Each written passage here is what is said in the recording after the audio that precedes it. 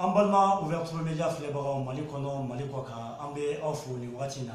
be ani anga mado binyo ambulo awere na tokoni jamu fo no ye Amadou Ayasano wale ka avocado na mina nyinga do temwa la me feka kuma bara temwa la reka a présenter tokoni jamu ko fo donc Amadou Aya ka procès kuma be ba kalama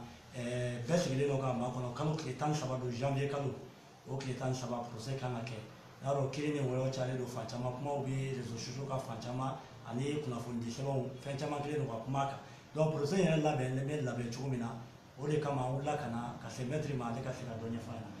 Notre Nietzsche. Maniché, ne mettre sur le Connery. Mais Amadou Ayasano, on a qu'à dire que nous sommes dans le bar, notre femme avocat, ne beaucoup de là. Et après tout, on a depuis. Sigasso, parce que Kirikera le 30 novembre 2016. En 2016, on a renvoyé au Kiribina le premier trimestre 2017. On a mola de sans sabanoko à Makri. On conseille notre SBH à Makokri, une caleur flétane, Sabaï Makoya. On connaît l'organisme de la Sénégal au Koma. Allah Beneno Akama. Allah Beneno Akama. Sigasito. En tout cas, avocat kakanga dabane ngasi on y témoin mun kakanga wele sebe sera bema achama en tout cas au papier au bemolo ya anzena ko au lisichi seria fotu na yo ci procureur généralement donc en sigile do kapiko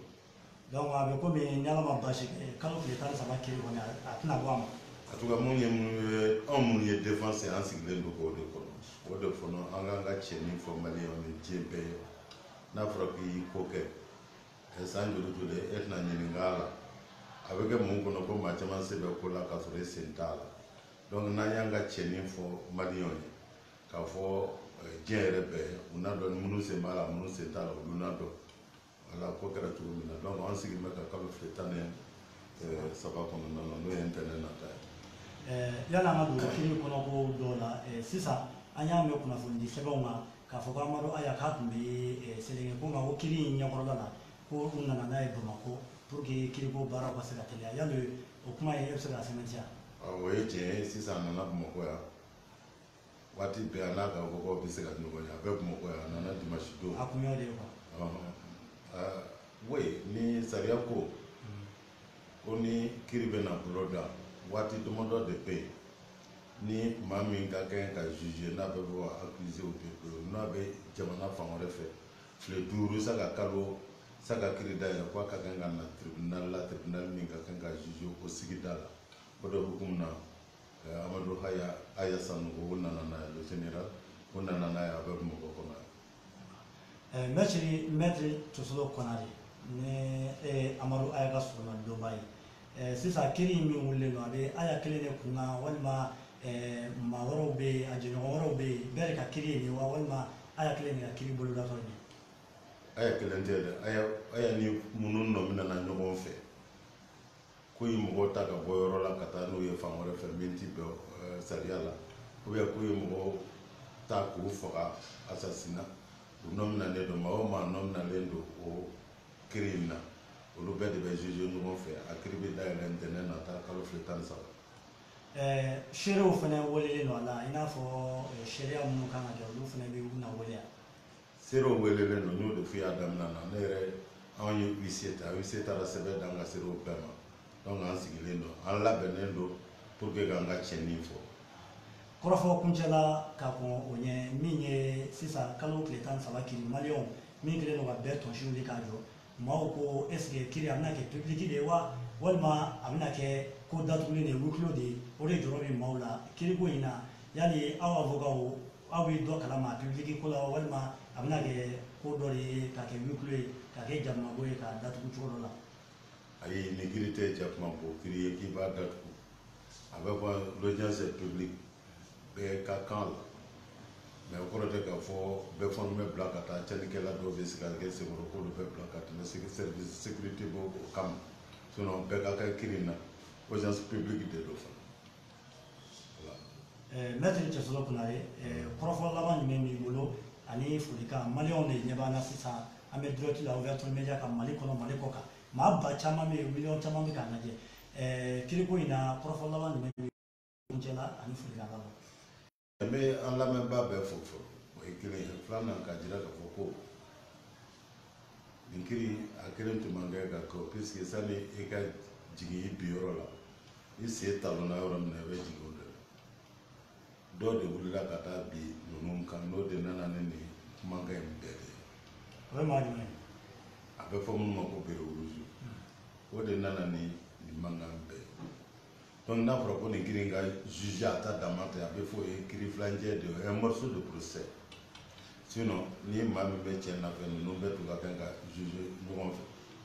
mais comme olu ma minɛ olu tɛ kaso la olu ka dossier kɛra jakumabo ye ka fɔ olu yɛlɛ o kan anw minnu bɛ kaso la on a intérêt a nafa b'anw ka kiri in ka kɛ anw k'an ka cɛnnin fɔ mais san'an ka taa yɔrɔ jan ka ɲini maliyɛn bɛɛ fɛ bɛɛ k'i hakili sigi maa si tɛ sariya ni san cɛ anw kɔni nominalen don bi mais Mali de bɛ an bɛɛ ni san cɛ bɛɛ ka kan k'i sigi ni Mali ko de ye a bɛ fɔ ko manden bɛ legela nka ko manden ti bi yana nin y'a bili sababu dɔ ye mais an bɛ Ala deli ka maliyɛnw deli an ka hakili kɛ kelen ye an k'a ɲini dɔrɔn juge ka se ka tiɲɛ fɔ o de nafa ka bon maliyɛn bɛɛ kan ni kiri in kɛra kɛ fɛn ye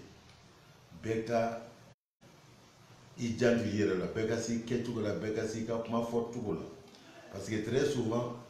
a ka mɛ réseaux sociaux minnu ni presse minnu ma olu de bɛ mɔgɔ futune ka kɛ ko kan hali o tɛ fɛn min si dɔn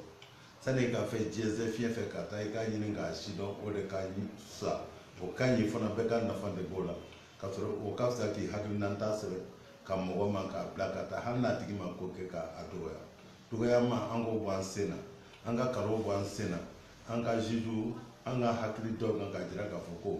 ko adamadenw de fana don mais adamaden minnu don u bɛ baara min na adamaden baara tɛ o de la philosophe dɔ ko juge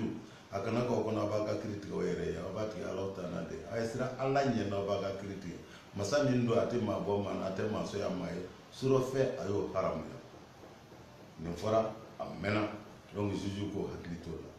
ka ɲini dun Ala ka Mali kisi Ala k'an bɛɛ kisi Ala ka Mali taa ɲɛfɛ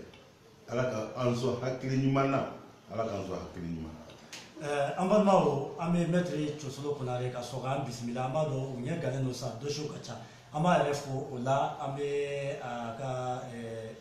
fɛn na yan étude la yan an b'a fo a sɔnna k'an bisimilali min kɛ donc k'a fɔ aw ɲɛna ouverture media nin kiriko le 13 an bɛna to nin ko in kɔnɔ fo ka taa fɔ a kun cɛla ni ko o ko bɔra a kɔnɔ aw minnu bɛ Mali kɔnɔ Mali kɔ kan aw bɛɛ bɛna kunnafoni sɔrɔ ouverture media kan ni Ala ye si d'an ma k'a kɔnɔ inchallah donc ni ne kun ye n bɛna da sigi ani mɛtiri Cosolo Konare ale ka masala la n'o ye